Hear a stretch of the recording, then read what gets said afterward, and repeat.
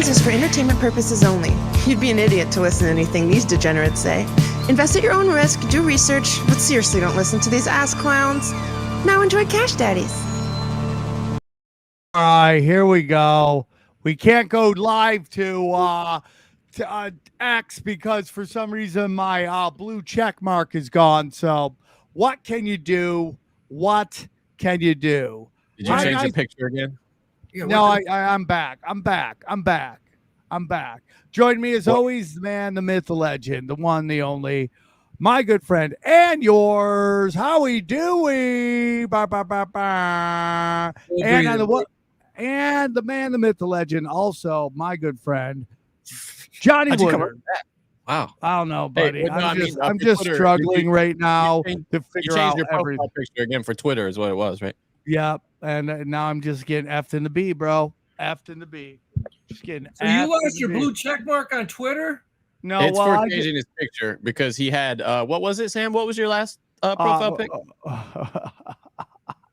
Don't worry about it, Johnny. Your nuts in your face. What yes.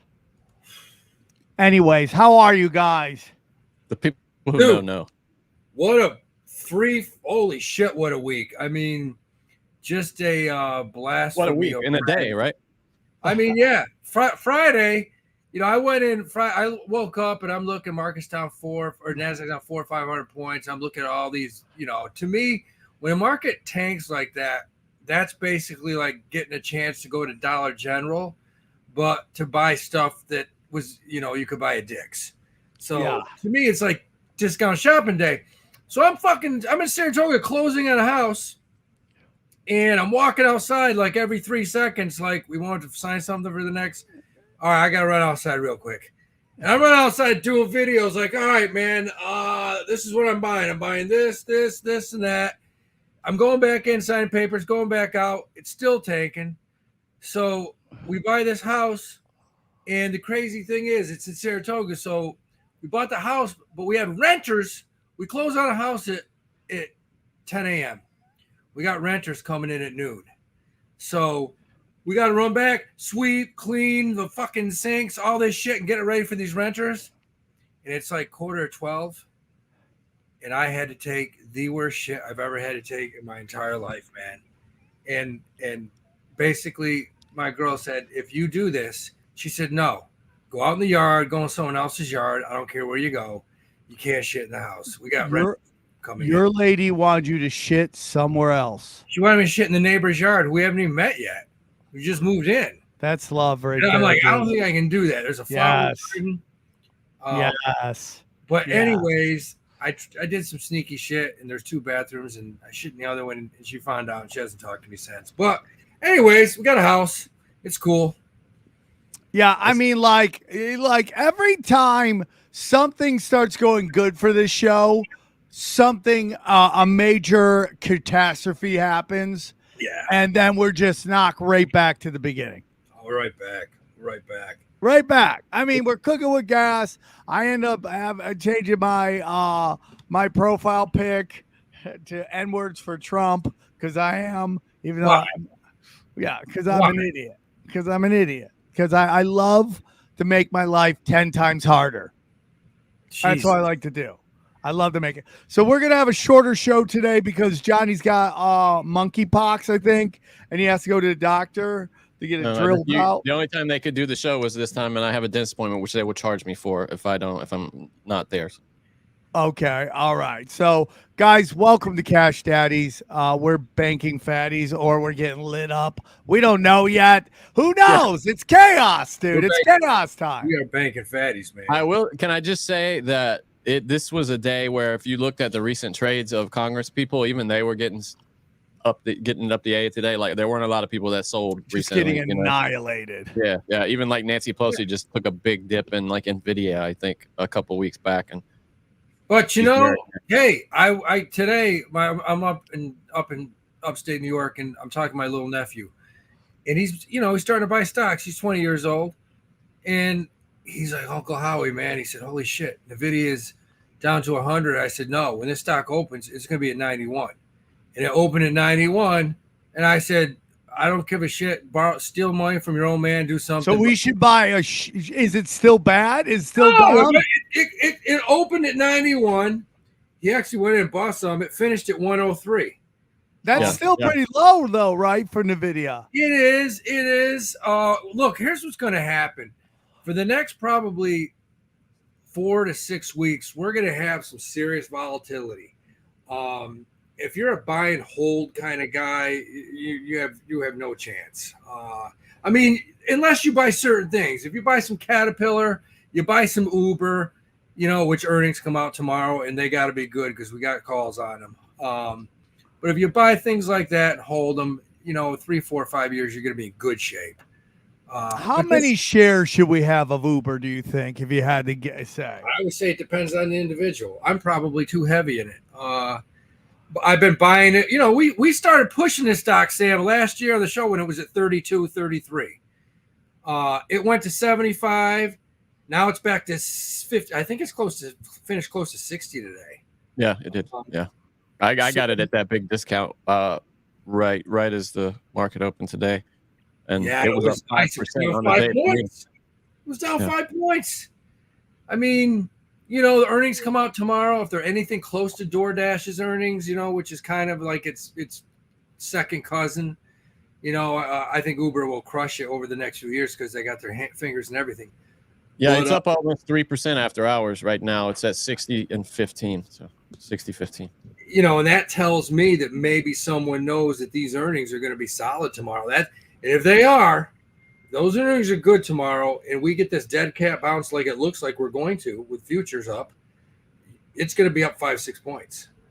So, look, the bottom line is if you can make money in a down market, in a negative situation, you're going to be successful.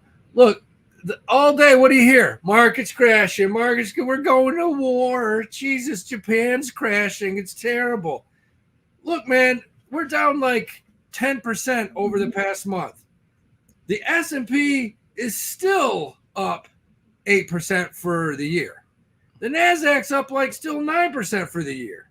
So, shit, I do think we're going to dead cat bounce. I think we are going to go lower, though. And I love it because I love it when people panic. I love to see people like, oh, my God, the market's crashed. I'm selling everything. Those are the people that never make money.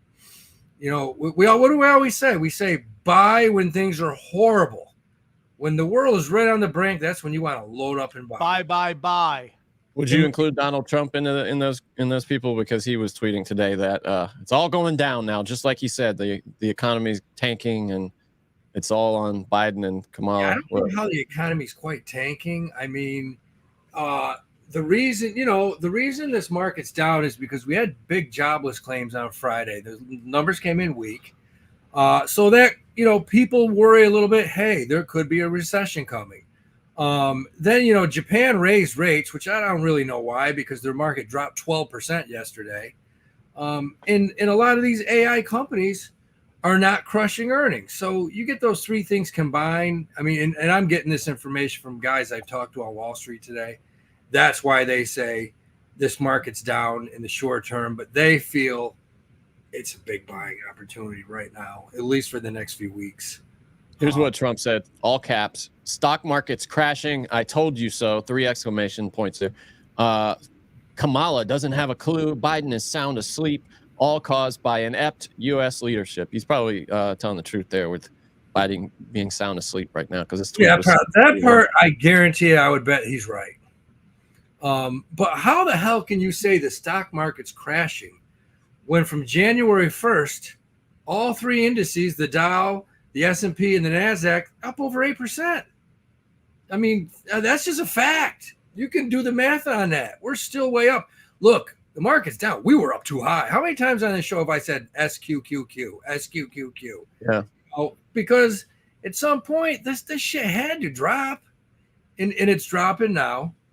And, I love the inexperience of people saying, oh, my God, this is it. This is the big one. We're screwed. Sell. Go ahead, please sell. Sell so I can buy and make a quick 20, 30% banger. And we'll go from there. But, no, this is opportunity. NVIDIA right now is at basically $100. Do you think it's buying worthy? Long term, hell yes. Long term, absolutely. It's at 103 right now. So, and like I'm looking at it, it's at $100. Yeah, after hours 102.84. Yeah. I think, listen, short term, it'll probably jump back to 110, 120. Now, with that being said, I do think NVIDIA over the next month or two will be at $90. I think it will be at $90 again. Okay, so we should hold off. I mean, if you're, I do think there's nothing wrong with dollar cost averaging out, but I do think it will be at $90. This morning I went out and guys were like, hey, what are you buying, man? What are you buying? And this morning before I left, I went in, I bought Apple call September 30th.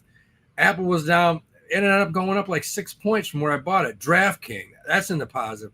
I finally got Pfizer under 30, which I've been waiting for 2 months for. Went in and bought that. Caterpillar's at 316. It hits 314. I'm buying it. John Deere's the one. John Deere could be my favorite. John Deere's at 346.35.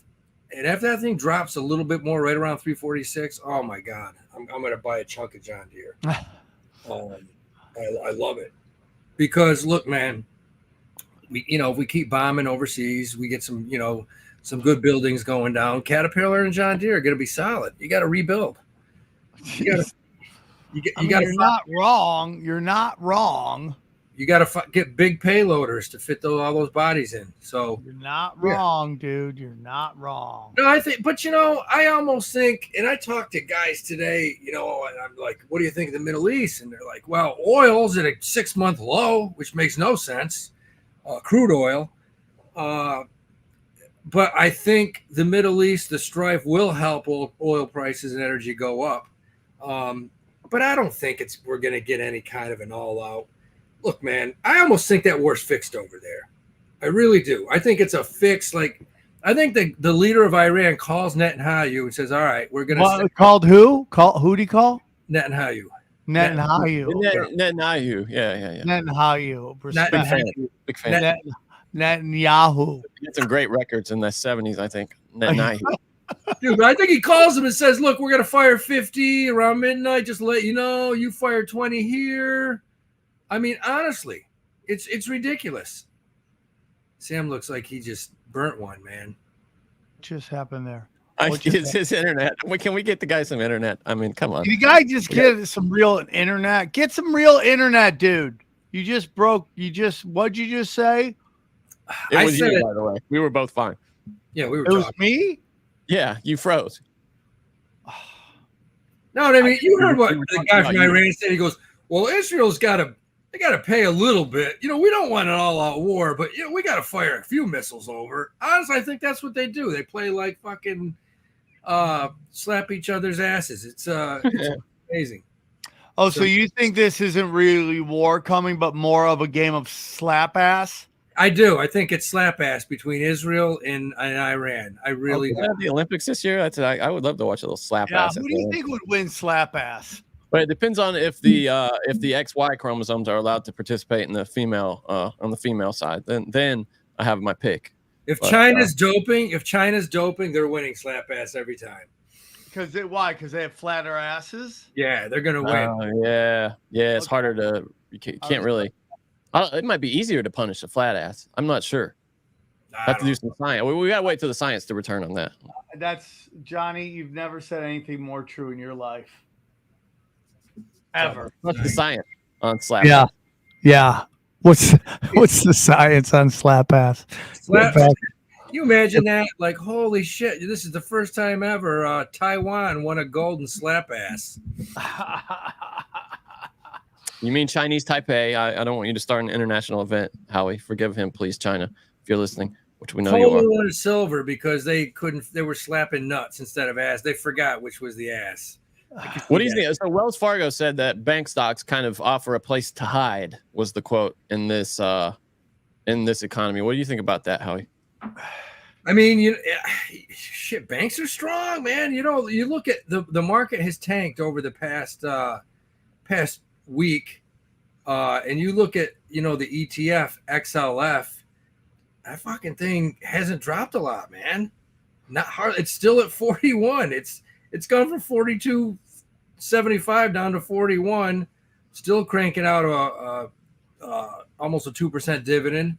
I think that would be correct. Large banks, although Warren Buffett just sold his Bank of America, and half his Apple, and people. Yeah, I saw that. Yeah, they panicked. They said he's selling Apple. He said his Apple was the biggest position in his portfolio. He had too much of it. He sold half of it. He's not selling the other half, at least yet. And there was this one tweet that went around saying he was prepping for a recession. What do you think about that, Howie? What do you think about that, Howie? He's holding a lot of cash. Is recession possible? Yes, it is. But 1987, when the market dropped 23% in one day, it was because of recessionary fears. We never got one. I don't think we're getting one here. I think the Fed steps up, drops 50 basis points in September. I don't think we get a recession. I don't see it. Unless you saw unemployment starting to really kick off. To extreme fear for the first time in a while that I've seen today at 19, the fear and greed index. That's not a good indicator. Part of that is seeing 4 or 5 days of deep red. And part of it is just the society we live in, which is extremely pussified. And don't even get me started with this pussification. They get fearful. They get pussified so fast. That fear meter. Just listen to all these libtards melting over Joe Rogan's special is just the most hilarious. I don't get that. Why do you care? If you don't like it, okay. There's a lot of specials I don't like, but I thought what he did was amazing. I thought what he did was tightrope hard.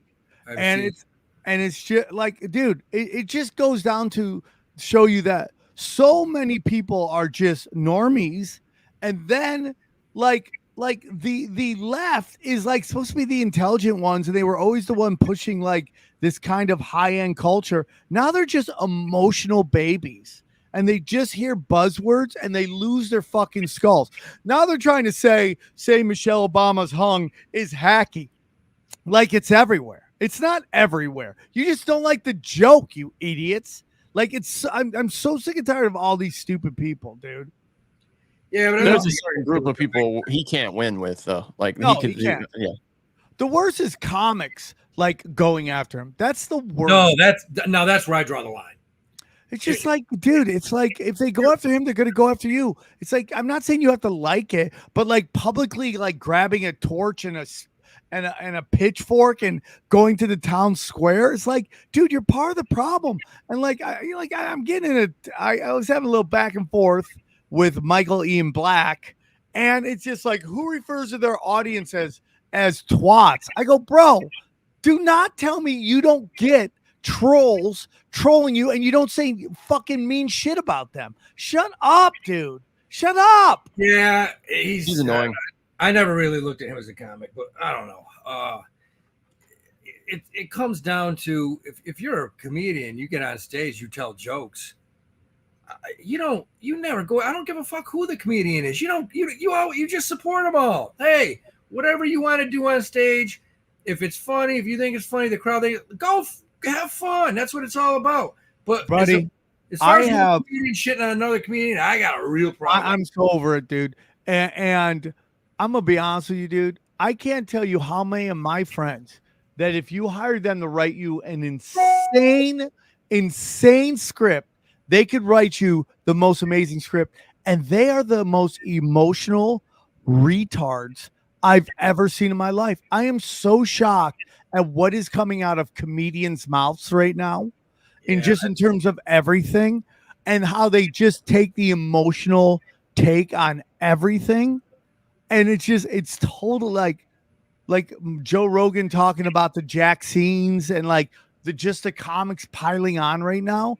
And it just lets you know that we're all siloed into these these bunkers where we just get bombarded with certain info that just allows us to think stupid. Yeah, and but it's I'm gonna mind-blowing to me. But I'm going to say something. This is from a guy that fucking ran a club for 3 years in New York City. Johnny, what are you eating, real quick, Howie? Before you drop knowledge on, what are you eating? Are you eating chicken? Whoa, Johnny's doing just cavemanning it right there. White meat chicken. It's like it's compressed into like a chip form. Crush it. But no, Sam, as far as a guy that all I did was deal with communities all the time. Listen, of all the sectors or groups of humans, construction workers, lawyers, doctors, whatever, comedians are probably the most fragile, most of them, most fragile, biggest bunch of pussies I've ever met in my life. I've seen comedians doing comedy for 10 years come off stage crying after a set. I mean, it's like, dude, when in your life didn't somebody tell you just fucking suck it up, quit being a bitch, move on to the next set? I used to say that to guys. You can't come in here if you're going to act like that much of a pussy, honest to God. I totally agree with you, dude. They're too emotional. They're too fragile. Comedians are fragile. I couldn't agree more. I had ridiculous. a lady throw a bottle at me on stage. I moved. It smashed behind me, and I started laughing. And I'm like, your fucking husband's got to show you how to throw.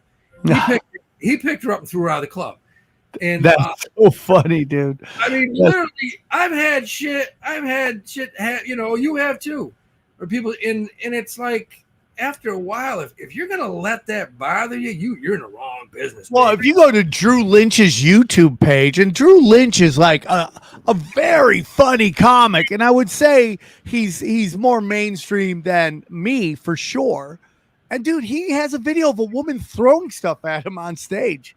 It's just like, what has happened to like public decency? It's just ridiculous. So this is the comedy podcast, but even though it's not about comedy, but yeah, it's just kind of crazy to me watching like the LA comedy is the band on the Titanic, and it's mind blowing to me. And it's like, I will defend everyone's right to do bad comedy, because if we start like regulating everything, we're all screwed, dude. So even if, let's say, you didn't like what Joe Rogan did, and I personally think it was a master's class, high end comedy special. That's to do that live is crazy. People don't even know how insanely difficult that is.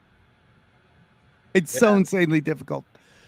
It's just like, why you gotta shit? Why you gotta shit on it? It like only opens opportunities for you. And do you do it through Netflix? Yeah. All right, that's good. Shit. So Howie, you're saying this opportunity right now, for whatever happens, is a great opportunity to buy. When do you know when to buy? You know what? You don't, but you kind of just use I always feel like you use your common sense, and you want to stack the odds, for you against the house. And when you have 5 or 6 really big red days and they start hitting certain support levels, you got to say, okay, man, this is an opportunity, because we just dropped 12%. If we can just go back up 3%, I can make money on these calls going out to September or October. So it's just really a common sense thing. And the main thing is, Sam, kind of what we're talking about. The greatest traders in the world, the guys I've learned from for years and years and years, they have no emotions. None. I mean, the best guy I ever met, that he made millions and millions and millions of dollars trading. He was trading one day, and this was during the peak, right after September 11th, when shit was just down. And kind of like me, he went home one day, and his wife wasn't there. She packed up and just left everything and divorced. What?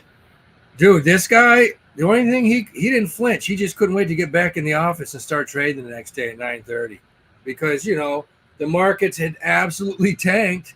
And he's like, shit, I got alimony and child support coming up, baby. I better make a lot of fucking bucks this year. You just don't let emotions bother you. You sit there and you're like, fuck, I bought this thing at 160. Now it's down to 130. even though I think it could go to 120, I'm going to buy a little more here, a little more, dollar cost average. Then when it's at 120, like I'm looking at John Deere, when that thing hits 346, it's almost there. Yeah, I'm backing up the truck, man. Because correct me if I'm wrong, Howie, isn't it also important in the time like this to have, before it all goes down, an idea, a conviction on how much a company's worth? yeah, that's huge. And, or forward PE, price to earnings ratios. When, like, I think they said NVIDIA went from PE of 45 down to 30 over the past 2 weeks. That makes the company more valuable because it has much more room to grow than it did 3 weeks ago. So, yeah, you look at all this stuff, but when I see major selling, like I'm looking at the NASDAQ, and that NASDAQ over the last 30 days has dropped 2,500 points. Now, was it too high? Yeah, it was way too high. It was overbought.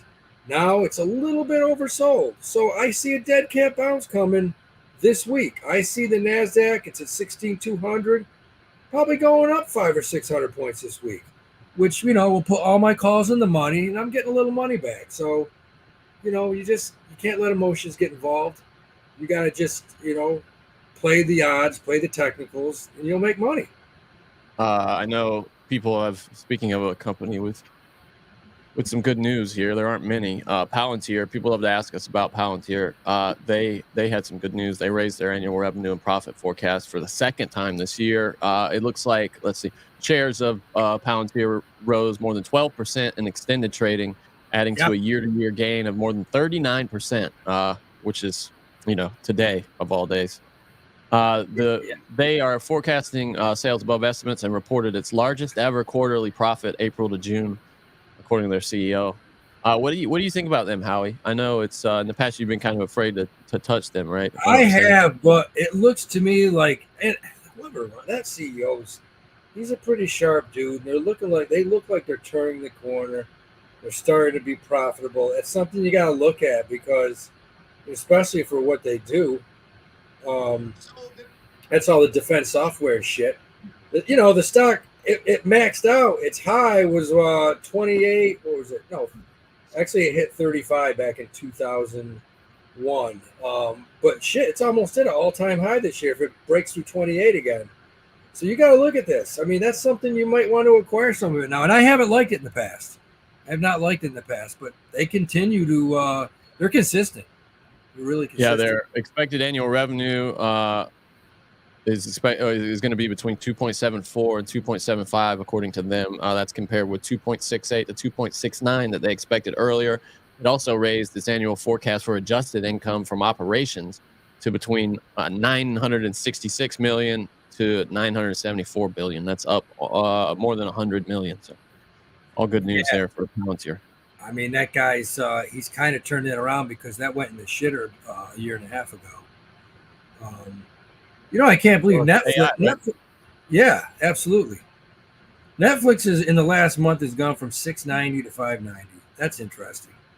That's very interesting. Competition has got to be, right? There's just too much. And it looks to me, I could drop another 40 points. Now, 550, I'm looking to buy that thing.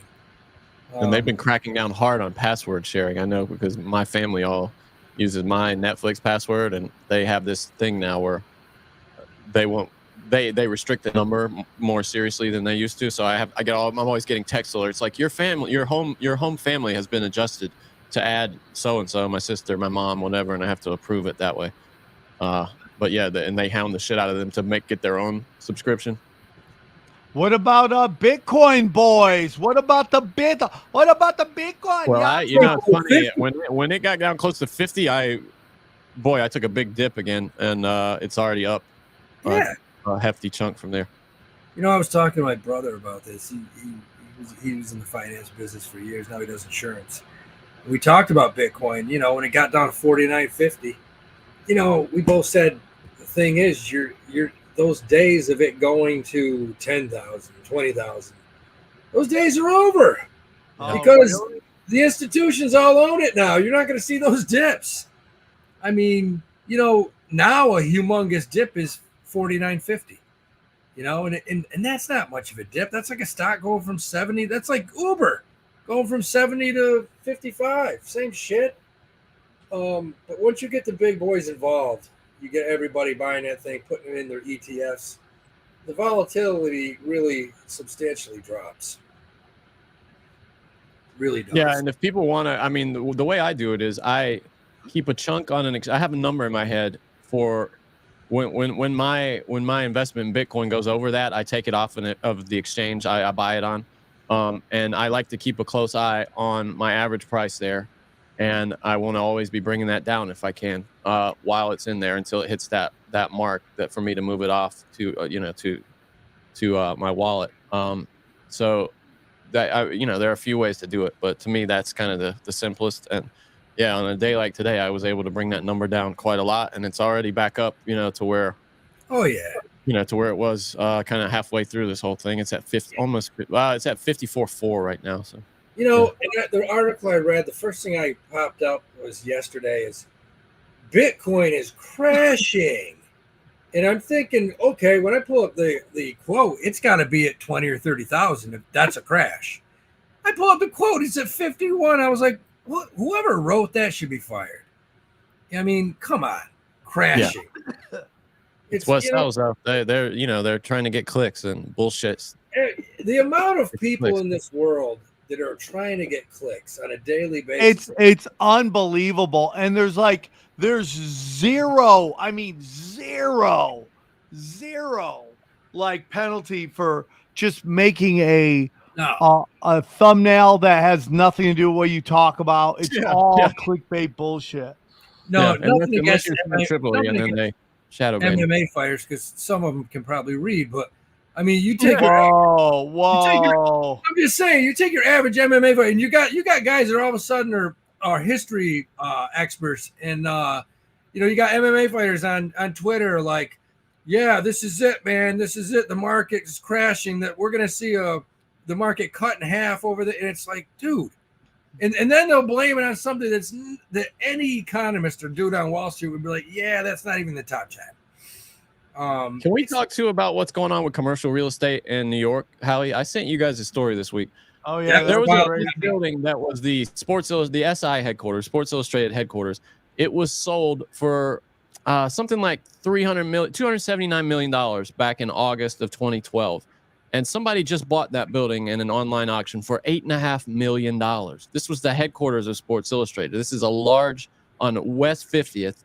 And that's a good area to own real estate, certainly. What is going on there, Howie? Why is that? I mean, if you don't even have to be like mega wealthy to really get into the real estate game. You could be like a low level millionaire and you just became like some golly, that's this. If you had that much money, this seems like a huge opportunity. I know. I mean to buy that and I don't know, lease it out you would think that's a win-win. I couldn't believe the number on that. I could not believe that it was actually 8 million or something. 8.5. Yeah, it sold for $8.5 million. It was priced once at $332 million. And again, it changed hands in 2012 for like 279, and now $8.5 million. Till this day, it's the most bizarre thing I've ever seen. I could not believe that, but it's true. Yeah. Look at that. It's wild. 7% discount. So yeah, I mean, commercial real estate has definitely taken a beating for some reason. I don't know. Maybe that building's got something internally we don't know about, like leaks or fucking rats. I keep waiting. I keep searching it like every couple of days to see if something else comes out. But I mean, I did a little digital tour of it. I'll send you. Let me share my screen here. If you look at the images inside of this building, there's nothing I see here that would make me think that this thing is, imminently. Maybe it's been marked for destruction by a government and a psyop coming up or something, and they know about it. But because let me see, $8 million. That's like a lot of homes in New Jersey go for $8 million. Look at this. Do you see? It's all glass. It's beautiful. It's gorgeous. And then here's they got some images here of the courtyard. I don't know why they're not loading. Hold on. Oh, there's another. Yeah, see, there's the entryway. Beautiful. Look at this. Unbelievable. I gotta security checkpoint there. Security desk. Hugh about that. There's got to be something we don't know. I'm gonna ask Mehul about this shit. This is what he does. I got it. Oh yeah, good idea. Yeah, I would love to hear. It's just because that blew my mind. attention. That blew my mind. This is Spencer Butler. One other thing that I thought, and Sam, I think you sent me this.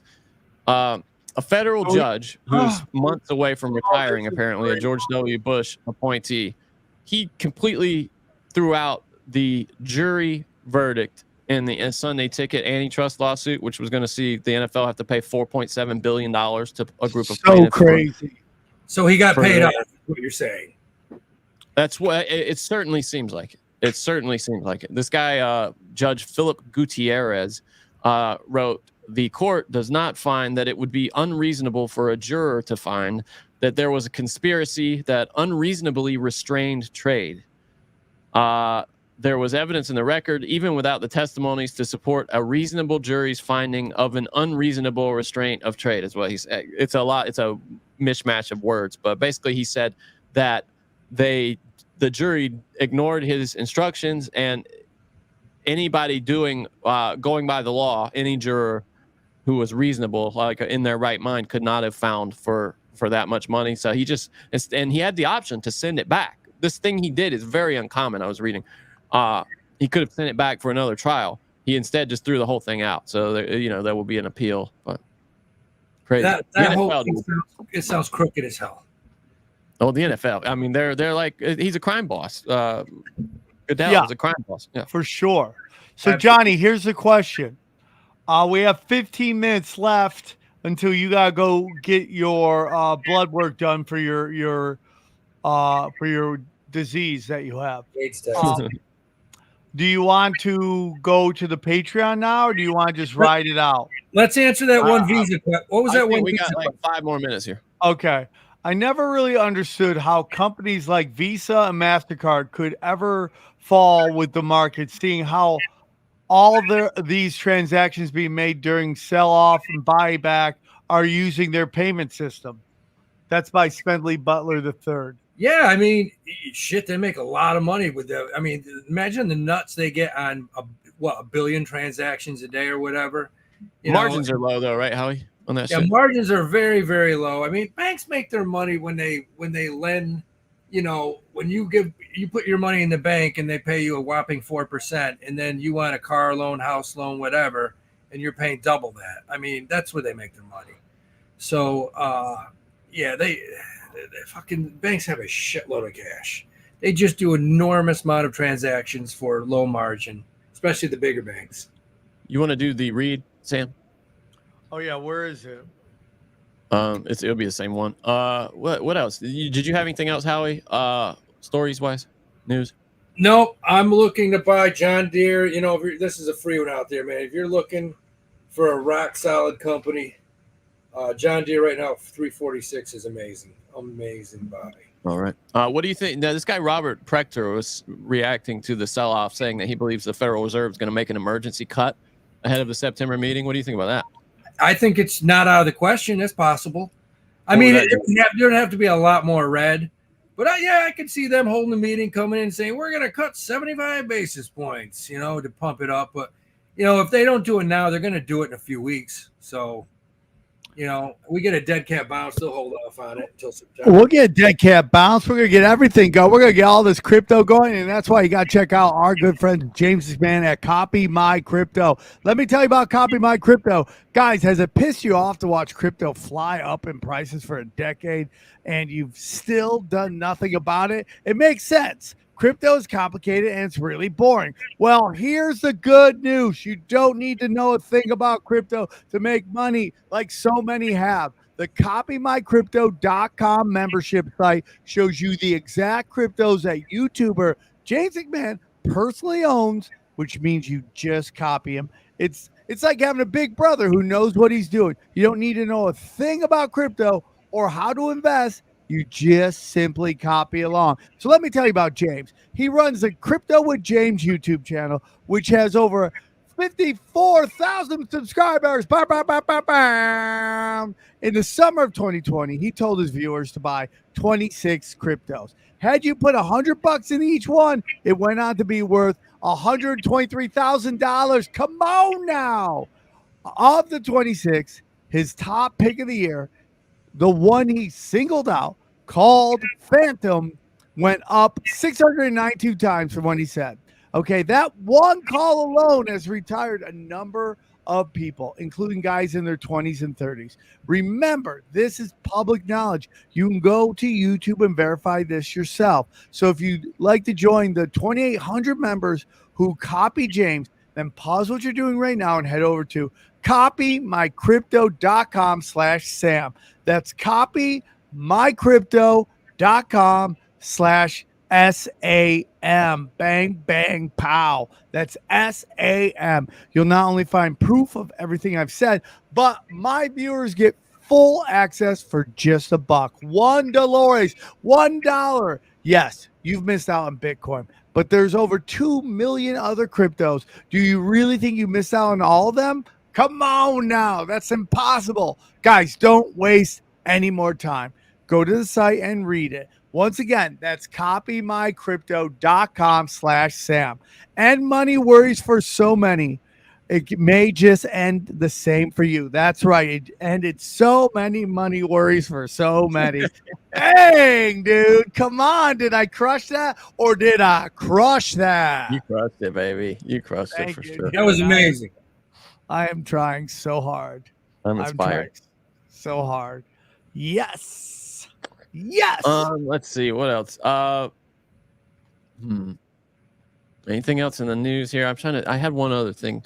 Yeah, I mean, it's just the name. It's really the thing that to take away from this today were the names that got hurt. It's all the big guys. It was Microsoft, Amazon. They all got really touched up today. Tesla.